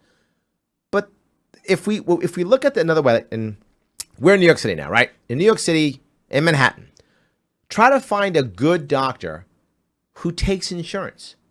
Tough to find. A lot of them don't. A lot of the best doctors have moved to cash only, right? They make it to what you talked about, where you're actually the customer. With the current system, and my worry is, you said it. You said, it's the public trough. You're going to have people who just want to take advantage of it. That's my worry. When you make it to where everyone can have it, prices start going down. The idea I had when I was running, as a way of starting to start this idea, was the idea of saying if you're on Medicaid or Medicare, either one, they know about how much money you're going to spend every single year. They have an idea depending upon who you are. They have a rubric, and it says, you're this kind of person, this age. The odds are, and the actuaries say, you're probably going to spend about this amount of money every year. They know that. So take that category you're in, put that amount of money on a credit card, debit card, and give it to you. There you go, Howie. You fit this thing. Here's your money. You can use that money any way you want. Anyhow you want, as long as it's medical. Doesn't matter. Go to any doctor you want. Now, hold on. You still have Medicaid or Medicare if you're on either of those. That doesn't go away. But I'm giving it to you on purpose, because now what I just said is, I just told the people out there, any other doctor, that they can now not have to go through insurance. Just swipe your credit card if they want. They can do that if they want to. When they do that, now those private doctors who don't take insurance will go, wait a minute, I can get Howie's money. I want Howie's money. Let me now market to Howie. I will lower my prices. I will bring him in. And now Howie gets to go to the best doctor anyone he wants to. He gets to go to the same rich person doctor if he wants to. And if he runs out of his money, he's going to go back to Medicaid or Medicare, depending on what he's on. And then he gets whatever doctors are in that system. He doesn't like those doctors. He likes the cool doctors. So what winds up happening? They start marketing to you, and you start saying, I'm going to see how I can spend money effectively for my health care so I can get the best doctors for me and or my children and or my family. That begins to shift people into going, I like the private market. You will find the prices start going down. That is what I think has happened in dental care. That's what's happened in enhancements and eye care. So that's simple. Getting people to start tasting the private market without having to go through insurance, having people, doctors, see value in that and lower the pricing and not have to fight through insurance. Well, we already got a private market, even though we're covered with insurance. There's co-pays, deductibles. Things aren't covered. You're out of network. You got to pay out of pocket. That's not really private, though. I mean, if you go to that doctor, right? You go to a doctor who takes insurance, particularly if the doctor takes Medicaid, Medicare, particularly if they take those two, particularly if they do, you're going to have 2 doctors in that office and 4 administrators, maybe even 5. When you show up, that administrator is more concerned about photocopying your information than anything else. The waiting room you go to is a crappy waiting room. Nobody cares. Your appointment's at 2 o'clock. You're seen 3:45. And when the doctor sees you for 5 or 10 minutes, and it always ends the same way. Prescription or procedure. Maybe a test. Why? That's how he gets paid. You're not the customer. The customer is the government or the insurance company. You're in the way. So that's what they do. But go to a doctor that does not take insurance. You show up at 3 o'clock. There's 5 doctors in that practice and 2 administrators. You show up at 2 o'clock. You're seeing maybe 2:05. You show up at the doctor actually asks you questions that matter. He asks questions like, how are you eating? How are you sleeping? What's your stress level? And it doesn't always end in a prescription or a procedure because you're swiping your card. You're the customer. He wants you to come back. Changes the entire dynamic. Yeah, it's not been my experience. For example, I got hammer toes and what's called a keratoma, hard callus on my left foot. To find a podiatrist, man, and partly I live in one of those neighborhoods you used to live in, and I've been talking to them, and then they get my address and they say, you know what, we're not taking any more customers based on my address. So that's a distortion of the market. I was thinking of people with insulin. The price of insulin is going up. Terrible. Even though it's not costing more to produce. Yep. And that's a problem of, oligopoly, big drunk companies 100%, doing it because they can. So, well, this also goes to, look, I'll go one level for this too, right? Look at the idea of the drug companies, right? Massive FDI issues, massive concerns, and their argument's always the same. I got to charge all this money because it cost me all these millions of dollars so I can make this drug. So I gotta charge all this money. Yet go to a health food store or a natural food store, and you can get all type of supplements, all type of stuff, a whole lot cheaper, and there's no regulation there. They might say, well, Larry, there's a regulation. People are going to die.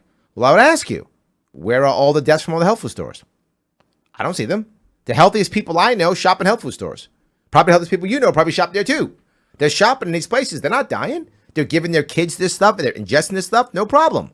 But now you go to the FDA approved model and you got opioid usage. You got people dying of overdose. You got all kind of terrible problems, side effects that will kill you, all kind of horrible things. Why can't we have a two-tiered model where you can get an FDA approved drug or not? But it's obvious. You see it. This instead is done like NATO used to do. The idea of consumers would judge it. And it's not based on government, it's based on consumers deciding if it's good or not. Standards that a local company could have. I think it happens in the health market already in health food stores. It happens already in non-essential surgeries. It happens already. And you don't see the same. Doctors in hospitals kill far more people than people, doing cosmetic dentistry. Not even close. I don't know. I think you could do it with an actual market that says, here is just the market, good luck. But you have to have not regulations, but standards. Or if you don't like that, here's the government model. I think you'd wind up by default because when that begins to happen, all of a sudden now the FDA model begins to break down and the drug companies who are using the FDA as a way of making sure no one else can join the oligopoly, all of a sudden now their price will come down too. I think you have more competition in the market by having a two-tier system. So anyway, I'm sorry, we have a call. Let me grab a quick call real fast. Go ahead. How are you? Are you there? Hello. Hey, what's going on? Hi, Larry. What's your question or comment? So I have a question for both of you, but also first a question for Howie. Okay. Howie, so you had mentioned earlier that you lean towards the direction of libertarian socialism, or at least used to. Mm-hmm. I'm curious if you are aware that the Libertarian Party has a Libertarian Socialist Caucus, and what your opinion of it is, what it would take for you to potentially join it. Then my question for both of you is, what is your opinions on Bernie Sanders' two-part plan to help facilitate worker ownership of businesses, first by establishing $45 million for a employee ownership center, and then providing $500 million in financial assistance to people in businesses who are trying to transition to worker ownership. Okay, so two separate questions. Let me see if I get the first one first. He's asking you about the Libertarian Party LibSoc caucus. What do you think of it, and how can he draft you? So yes, go ahead. Well, I still consider myself a libertarian socialist. I met some members of it at the debate in Albany, and I haven't really looked into what they're saying, what they're doing. I'm just not that familiar with it. So that's where that stands, and I'd be interested in a conversation with those folks. Well, there we go. You got a conversation. I love it. So what do you think of Bernie's plan? The budget, I don't know. Mm-hmm. I haven't investigated that. The idea, I agree. You're talking about technical assistance for, retiring owners want to sell it to their workers and, get their retirement out of that. Actually, we had a program like that in New York back in the 90s. It was more oriented toward ESOPs than co-ops. I think co-ops are a better model for the workers. There's a way to do ESOPs where they're democratic, but a lot of times they end up just the workers finance the company. They don't really control. They don't get to vote their shares and stuff like that. So I think that's a good idea. And I think except for essential key industries that we need to socialize so we can move. And I would say in this case, that's railroads, power utilities, solar and wind manufacturing, the kind of thing we did during World War II. The government took over a quarter of manufacturing, either outright nationalize it or build it itself in order to turn industry on a dime into the arsenal of democracy to defeat the fascist Axis powers. It was an emergency, and they couldn't wait for the capitalists and the market, and it needed to be done. And I think we need to do that on the climate action front. But other sectors, I think it should be voluntary. First of all, not many people know about co-ops. When they think of socialism, they think of social programs. That's Bernie Sanders. It's old New Deal liberalism. And, my argument with him is, the billionaire class you talk about still got power. That concentrated economic power translates into concentrated political power like we were talking about before. And if you don't deal with that, your New Deal programs are always under assault. So, well, I like it, to be forward. I mean, people might think I'm against what they're saying. I'm not at all. I love the idea of workers owning the business. I just like the word you used, which was voluntary. I love the idea of workers deciding they want to own their own business, joining in, having ownership in both liability and control, voting rights, the whole deal. I think the concept of us helping people who want to retire from their own business and get retirement from that is an awesome idea. Love all of that. I love the idea of even the large industries. I will go further. I would even do, I know you disagree, but I would even do the railroads. I do all of that stuff. Railroads, yeah. Let all of that. If someone owns this and they want to walk away and they think one of their answers is allowing their workers to own it, jump on board. I think ownership culture is what we're missing in the poor of America. And I brought this up even during the campaign. Why the hell aren't we letting people who live in public housing buy their own homes? Why aren't we letting them be homemakers? Why aren't we letting people start small businesses? Why aren't we letting these workers buy into their own companies? I am in 100% as long as it's voluntary. I love it. Now, Bernie's plan specifically. Bernie's plan calls for government money. I'm not okay with that.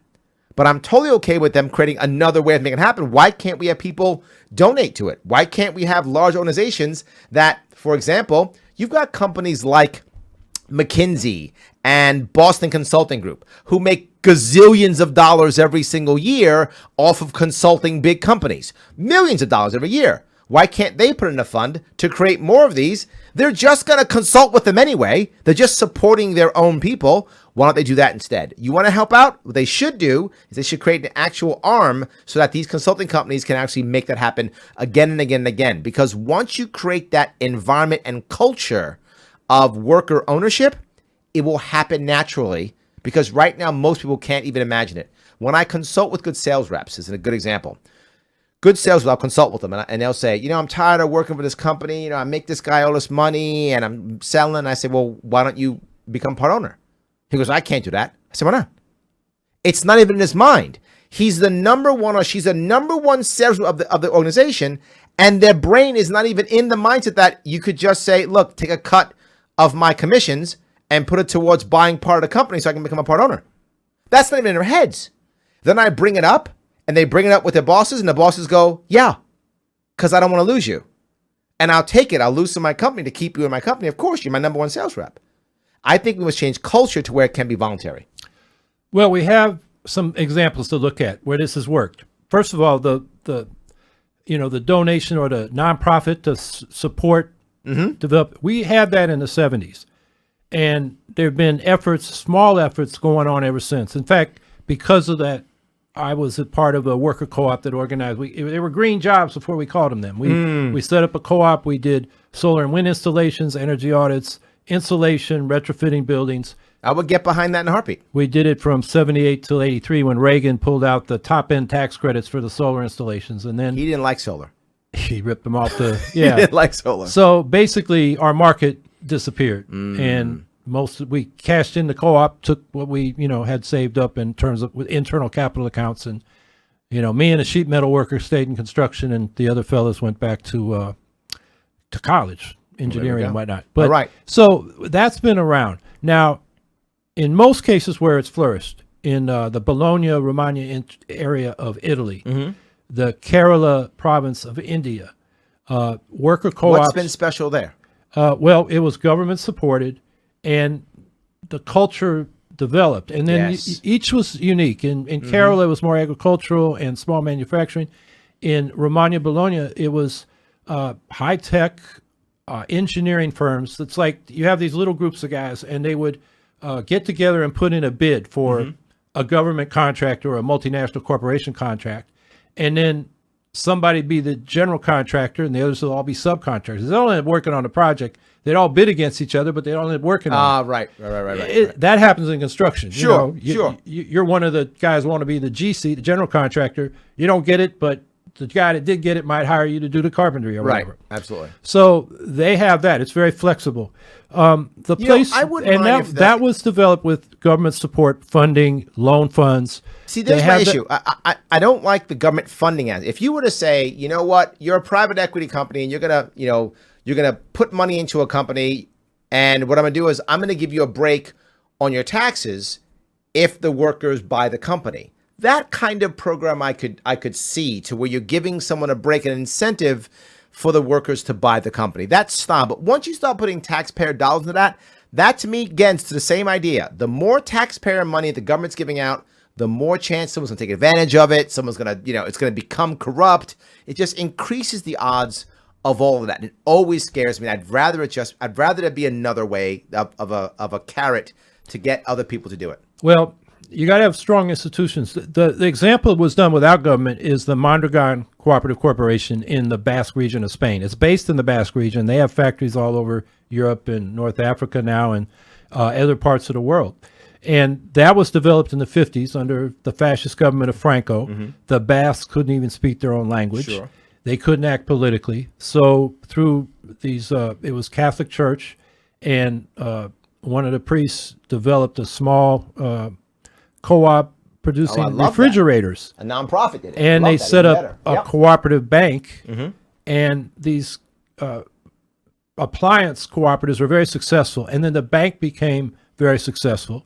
They started consumer side, and it became so successful that what they did inside the bank, it just didn't hold your money. They started doing business planning. They looked for business opportunities. Sure. They developed a business plan.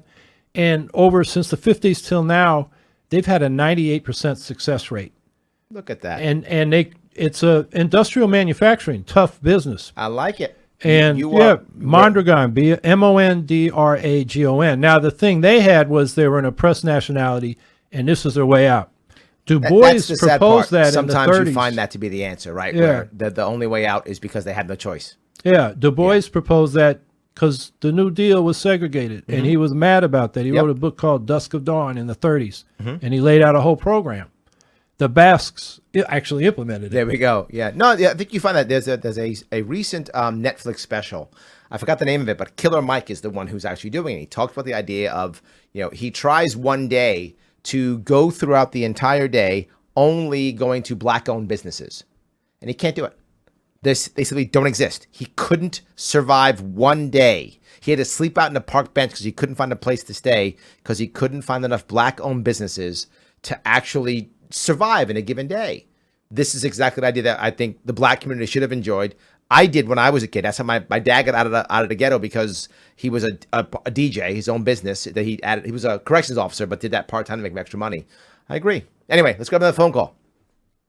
Go ahead.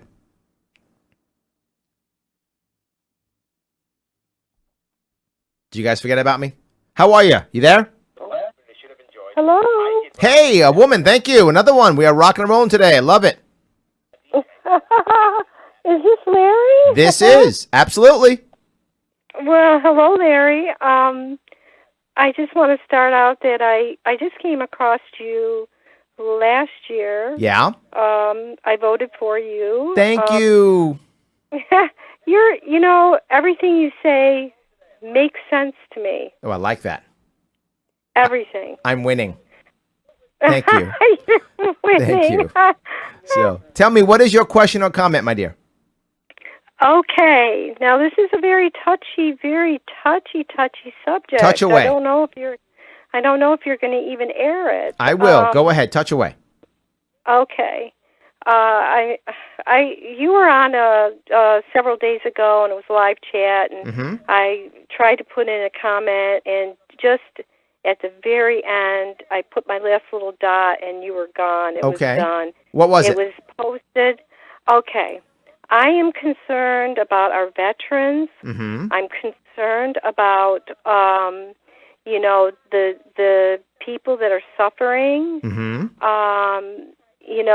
Like I said in the comment, the word opiate has become a dirty word. So are you worried that we're going to stop giving veterans opiates? Is that your concern? I am concerned because these guys have given their life for us. No, I'm with you. Let me answer that if I could. I get your point, and let me be clear on this. When I talked about the opioid crisis, I do not believe the answer is punishing doctors so that they stop giving out opioids. That's the wrong answer in my view. Because when you do that, then doctors get afraid, they don't give out opioids, and then the people who need opioids, because some people actually need them, right? Some people don't, some people do. The people who need them then don't get it, and the people who start it now jump to heroin and meth in 5 minutes because there's no alternative for them.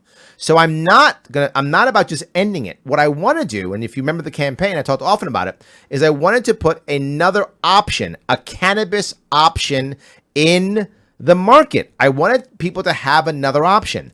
You're right. There are some people where opioids are exactly the right answer. And all opioids aren't the same, and people are affected differently by them. But I don't want the only option to be opioid.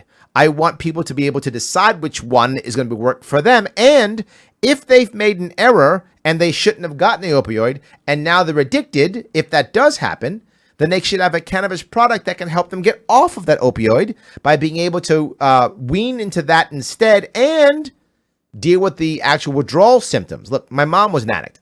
When you have an addict in the family, it's tough. I get that. It's hard. My mom was able to get off basically because she went to prison. And then I was there to support her throughout her issues afterwards. If you don't have that support structure, if you don't have that downfall, you might be on opioids until you die. I don't want that. So again, I'm not against opioids. I'm not about punishing doctors either. I'm about providing other options so that people don't have to choose opioids. And if they do get addicted, there's another way to get off. I think Portugal gives us a very good example of how this can work and be better. And that was my idea. Howie, go ahead, please. Yeah, Portugal, decriminalize the hard drugs, give people access to treatment.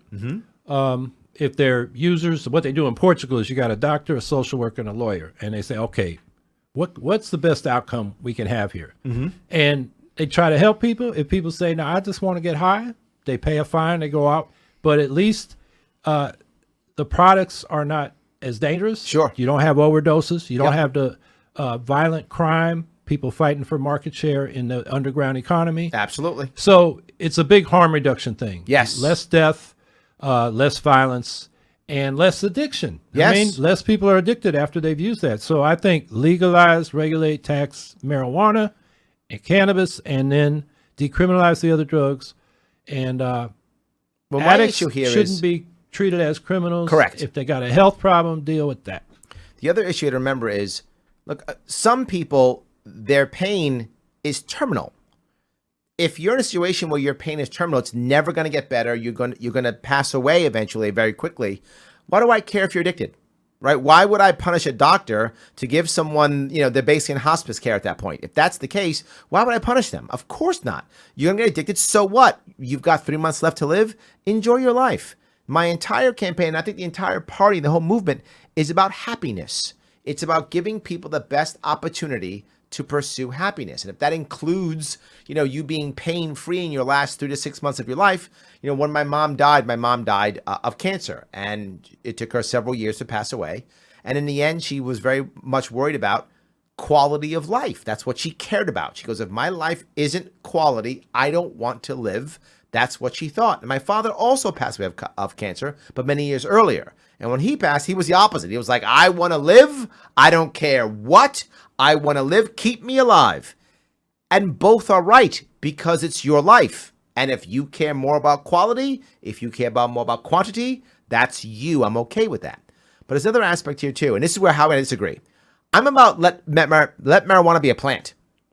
I don't even want to tax it special. I said before, regulate it like onions. Make it a plant. It's a plant. Enjoy it. Go. The other drugs, those are opiates, those are drugs. Treat it like a drug company. I'm fine with that.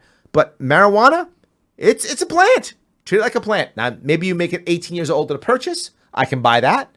But otherwise, grow it in your backyard if you want to. Yeah, I wouldn't make it a sin tax. I'd make it a sales tax. Okay, I buy that. Yeah, I think we're agreed on that. We're buying that, absolutely. So I hope that answered your question at least. I hope that was good. I hope that answered your question. Good. Do we have another phone call?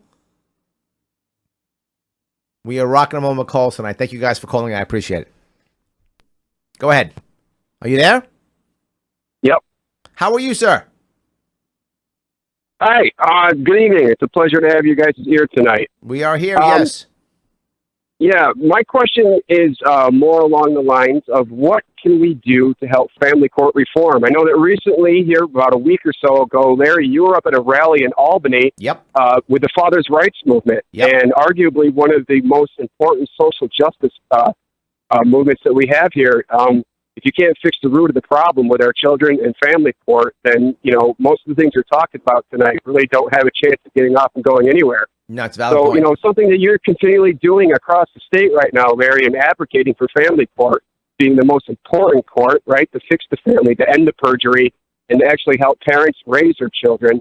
I kind of want to get Howie's take on this and what he has to say. He's on a national platform right now, right? And how can you, Mr. Hawkins, use the bully pulpit to help bring, you know, reform and put our families back together and raise our children? I love that. And how you may know, that was one of my points I really spent a lot of time on when I was running for governor, was reform of family court and family law, right? Trying to make it to where family courts don't spend so much time crushing families, removing children, alienating parents, that kind of thing. And I was trying to make it a major issue. Is that on your radar? Is that something you're talking about? Well, he talked about, I think, fathers' rights. Fathers' rights too, I've sure. heard that, you know, just on the street at work, you know, guys say, you know, she lied about the situation. Now I got this big thing to pay. She's playing me. Yep. But you hear the other side. Sure. The man isn't, you know, living up to his side. Now, what goes on in court, I'm not an expert, but I'll tell you, it's an issue. We got, in fact, my county legislative candidate, he didn't go to the Greens for designation, but he went out and petitioned, and that's his issue. And this is a, you know, mostly black minority community, and a lot of fellas are paying child support. Yep. And so I know it's something talked about. I don't really know what we need to do to improve the family courts. It's just something I haven't got into. Yeah, and the reason why I bring this up is because, and this is going to sound funny, when I first got involved with this, when I'm running, I didn't think this was an issue. I haven't been through this, right? I haven't been through the family court, so I didn't know it. Just as you, of course. Then someone would tell me a story. I didn't believe the story. I thought the guy was lying to me. I thought there's no way that could be true. There's no way that she could have lied and got away with it. That's not how, it's a court. That's not true. No way. There's no way you could be paying child support thousands of dollars every month for 5 years and never see your kid. That can't be true. I couldn't believe it. Then I'd hear the same thing a week later in a different county. Then the same thing a week later in a different county. Then I started asking attorneys, and they would all say the same thing. Yeah, it's true. Yeah, it's happening. Literally in court, you may or may not know this. If you lie in court and family court, in New York State at least, for sure, it's not treated as perjury. At worst, it's treated as contempt. At worst. But it's not treated as perjury. So they lie all the time. What does that mean? The deadbeat dad, and there are deadbeat dads, you're right. The system actually helps them because they lie and go, I don't have any money, judge. Sorry. Then they walk off because there's no punishment for lying. So the woman's right. The deadbeat dad gets off. Now the non-deadbeat dad who says, I'm going to pay, now the wife lies and he pays more and gets alienated. The system hurts the good dad and helps the deadbeat dad. And that's what he's talking about. It really is an issue. But not just that, there's a racket. You may or may not know this, but in New York State, all of the money that people collect for alimony, child support goes through the state. And the state takes a cut, like a credit card company. So now it's a money-making issue, right? So now judges are now judged upon, how much money did you bring in? It's a racket. And CPS, when they take children away, the federal government pays the state. So it's money to take kids away. It's a bad situation. I hope you'll do some homework, if you would, or you have your team do some work into that, because I think it's a very important cause, and I hope you'll take it up. Yeah, well, I need to learn more about it. Also, the question of what can the federal role play, because this is local government. And so I'd be curious as to how it varies from jurisdiction to jurisdiction. Right. Well, the one thing that you can do is the federal government gives money to the states. I forgot what it's called. It's a title, some Title I, Title IV. Anyway, easily, if you ask someone who's in a situation, they'll tell you. They actually pay the state for the state to take away children. I mean, that should just go away. There should be no incentive, in my view, no incentive for the state to take fathers away. And I bring this up because it's personal to me. My father died when I was a kid, so I didn't have a father when I was a teenager. And now the fact that the state will take a father away, I don't accept that. I don't. I would have rather had a broke dad any day of the week than no dad. I would have taken a broke dad anytime versus no dad at all. And I didn't have the option of having a dad. There are people in this state who have an option of having a dad, and the state takes them away. And you want to go to prison? I visit prisons because I follow corrections officers. So I go to prisons, and they tell me the same thing. Prisons filled with men who have no fathers in their lives. Filled with them. It's a big issue in my eyes, and I hope you'll take it up. So anyway, I want to begin to wrap this up. How we've been here for a while. I want to begin to wrap this up. Please tell me, is there something that you want to say to my audience? Something you want to talk about, an important issue to you? Please go ahead. Yeah, this is an issue I want us to bring into the presidential campaign, the federal elections for Congress, and that is the question of this new nuclear arms race. The treaties, we pulled out of them. ABM, the Korean framework that was under Bush, now the Intermediate Range Nuclear Force, the START Treaty, the Strategic Arms Treaty. Meanwhile, Obama initiated, Trump is continuing a nuclear modernization program. We got overkill. We're going to improve overkill. And the worst part is they're miniaturizing and deploying more tactical nukes, as if a field commander can throw a tactical nuke at the opposition and it's going to stay at that level. It's not going to become strategic. So the Russians are now modernizing. And then the Chinese and the Indians, who had a no first use, minimum credible deterrent policy, are saying we're worried about a first strike. And then Pakistan saying India's arming up, we got to arm up. Israel's got them. They haven't told us what they got, but they're not going to get behind the curve. And then there's North Korea. Meanwhile, 2 years ago, 122 nations agreed to the text of a treaty to abolish nuclear weapons. And the international campaign to abolish nuclear weapons got the Nobel Peace Prize. But I think maybe 1 in 1,000 Americans, if that, even knows that. Yep. So I think this is an existential threat like climate change. Sure. The Bulletin of Atomic Scientists has the clock at 2 minutes to midnight, as close as it's ever been. And so we're in a very dangerous situation. We're lucky to be here. I mean, false alarms have almost led to the strategic launches being launched by both the Russians and the U.S. And if you read Daniel Ellsberg's book, The Doomsday Machine, he called it his second Pentagon Papers, it'll scare the hell out of you, because the president walks around with that football. We think he's in charge. No, they're field commanders, theater commanders, and then ground commanders that can launch. They're authorized under certain circumstances. I was in the Marine Corps in the 80s, and I was in artillery. And I was one of the people who was literally taught how to launch a nuclear shell out of an artillery piece. Right. Yes. So I'm saying we got to make this an issue in the 2020 elections. I'm calling for, let's get the nukes off hair trigger alert. Let's have a policy of no first use, unilaterally disarm to a minimum credible deterrent, so we still have a deterrent, and then get serious about negotiating. That treaty that 122 nations agreed to the text to, none of the nuclear powers participated. And I think the U.S. being the world's biggest military power, and having the only country to have actually dropped bombs on people, right, should take the lead on this. And then, between the 122 nations and the U.S., pressure all the nuclear powers to begin to do this. And, we should abolish nuclear weapons because they're crimes against humanity when they're used. And it's, we're really on a threshold with these tactical nukes. I mean, back in the 80s, we were worried about those intermediate range nuclears. Yep, I remember. Yep. And there was big demonstrations in Europe. We had 1 million people march in New York for a freeze. And that issue has we kind of thought it went away. Is it because of terrorism? Is that what it is? Did terrorism make this all of a sudden not important anymore? No, I think Gorbachev and Reagan signed the treaty, then the Soviet Union collapsed, and people said, "Oh, no problem anymore." Oh, I see. So we just thought it was over. It went out of mind. But among the nuclear war planners, they haven't stopped. Gotcha. And now this nuclear modernization program, is a multi-trillion-dollar program over 3 decades, and it's a dangerous situation, and I think it's an issue that has to be addressed. And so, that's one of the top 3 issues for me. The climate issue, that issue, and then inequality. Inequality kills. Mm-hmm. We have a 20-year wage life expectancy gap between the poorest counties and the richest counties. That's inexcusable. Mm-hmm. When you're poor, you don't get that health care, whether it's market or sure. Insured but with a copay. A guy in my neighborhood actually lived downstairs, needed kidney treatment. He's on Medicare, but he couldn't afford the copay, so he said, "I'm not going to do it." He died this winter. So your 3 issues: the climate, nuclear, inequality. Top 3, yeah. Top 3. They're life or death issues. I start with those. There's scores of issues. Right. You just brought up one I haven't even addressed yet about the family courts. Absolutely. And, you learn a lot running these campaigns. Sure. You talked about family courts.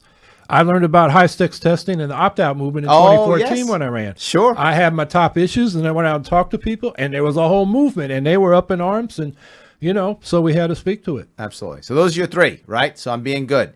How are your 3 big issues, top issues, right? Climate change, nuclear arms race, inequality. Right. Awesome. Howie, thank you so much for coming. I really appreciate it. You've made my show a better show, and a whole lot of people called in. I'm so happy to have you. Semper Fi, brother. Semper Fi. I enjoyed the conversation. Awesome. So, guys, I want to say thank you for listening. Thank you for watching. Please follow us on the the Sharpe Way, YouTube, Facebook, Twitter, Instagram. And, of course, you like what you heard? Support the show. Patreon.com/Sharpe Way. Have a good one.